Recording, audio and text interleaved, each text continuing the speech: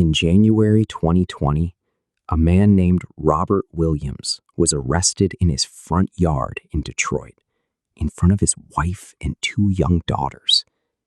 He was taken to a detention center and held for 30 hours. When detectives finally interrogated him, they slid a piece of paper across the table. It was a blurry security camera photo of a man stealing watches from a store. Robert looked at the photo, confused. He told the detectives, "That's not me." And the detective looked back at him and said, "The computer says it's you." Robert Williams was the first publicly documented case of an American being wrongfully arrested based on a false match by an AI facial recognition system. He wasn't the last. This isn't a story from a dystopian movie. This is happening right now. And it brings us to one of the most important questions of our time. What happens when we let machines decide who is a criminal? To understand why police departments and courts are using artificial intelligence, you have to understand the problem they are trying to solve. Human beings are deeply flawed judges. We get tired, we get hungry, we carry unconscious prejudices about race, class, and background. So the pitch for AI in law enforcement sounded like a miracle. Let's remove the human bias. Let's use data to predict where crimes will happen before they occur. Let's use algorithms to decide if a defendant should get bail based purely on statistics. Let's make justice truly blind. It sounded perfect. But there was a fatal flaw in the design. An AI does not know what a crime is. It only knows what data you feed it. And the data we feed into predictive policing systems is historical arrest data. But arrest data doesn't tell you where crime happens. It only tells you where police have historically made arrests. If a neighborhood has been heavily over-policed for decades due to systemic racism or poverty, the AI will look at that data and conclude, this is a high-crime area. Send more police. The police go where the algorithm tells them. They make arrests. The algorithm sees the new arrests and says, I was right. Send even more police. It is a self-fulfilling prophecy. The AI isn't removing human bias. It is laundering it.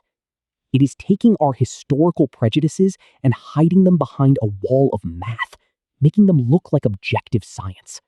This isn't just about where police patrol. It's about what happens to you in court. In 2016, an investigation by ProPublica looked at a widely used AI system called Compass, which assigns a risk score to defendants to predict if they will reoffend. The investigation found that the algorithm was twice as likely to falsely flag Black defendants as future criminals compared to white defendants. And the worst part?